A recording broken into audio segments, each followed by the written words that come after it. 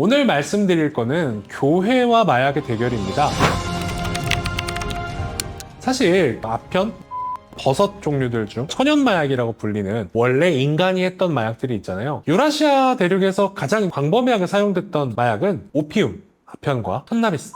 그런데 그 중에서 아편은 서양에서 많이 일반적으로 사용됐거든요. 저희가 여기 많이 얘기하는 의학의 아버지 히포크라테스 책에도 아편에 대한 얘기가 나오고, 그리고 로마 시대에는 아편을 진통제로 그리고 치료제로 많이 팔았기 때문에 실제로 아편 판매에 따른 세금 징수가 엄청났어요. 로마 시내에 아편 판매하는 가게가 줄줄이 있었고, 아니 그러면 로마 시대 사람들은 다 정신 하나도 못 차리고 약쟁이였나? 사실 그렇진 않고요. 뭐 히포크라테스 책에도 나오지만 모든 물질은 적정히 쓰면 약이고 많이 쓰면 독이 될 수 있죠. 그렇기 때문에 약재로 많이 쓰였던 거고, 특히 우리가 현대 화학이 발전한 시대에 살아서 마약을 정제한 거를 이게 퍼지다 보니까 마약을 하면 저렇게까지 극단적으로 되는구나. 하지만 사실 뭐 생아편만 있던 시절에 그렇게까지 심각하진 않았을 거예요. 그런데 이 아편이 기독교, 교회가 들어오면서 금지되기 시작합니다. 교회는 술을 마시는 것도 싫어했고 쾌락을 추구하는 것도 싫어했습니다. 모든 고통과 힘듦은 다 신앙으로만 해결하도록 하는 것이 당시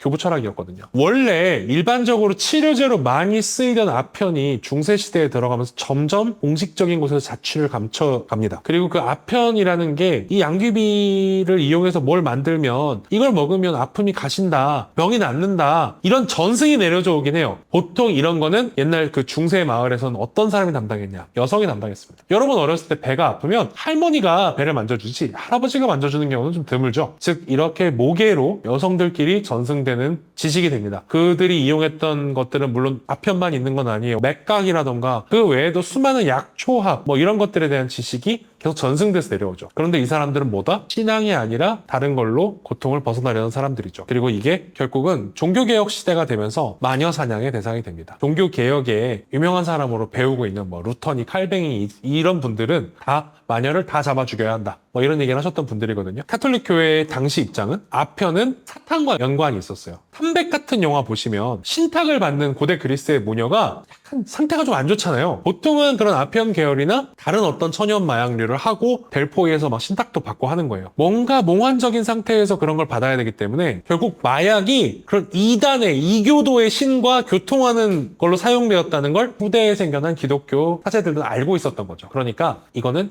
사탄이고 이단이다. 이 약초학을 하는 사람들, 아편을 이용해서 치료를 하는 사람들, 이 사람들은 많이 타 죽습니다. 그래서 고대 로마 시대 아니면 그 이전의 그리스 시대만 해도 광범위하게 사용되던 아편은 중세 시대에는 최소한 공식적인 곳에서는 음지로 숨어 들어갑니다. 최초의 마약 규제라고도 할 수 있겠죠.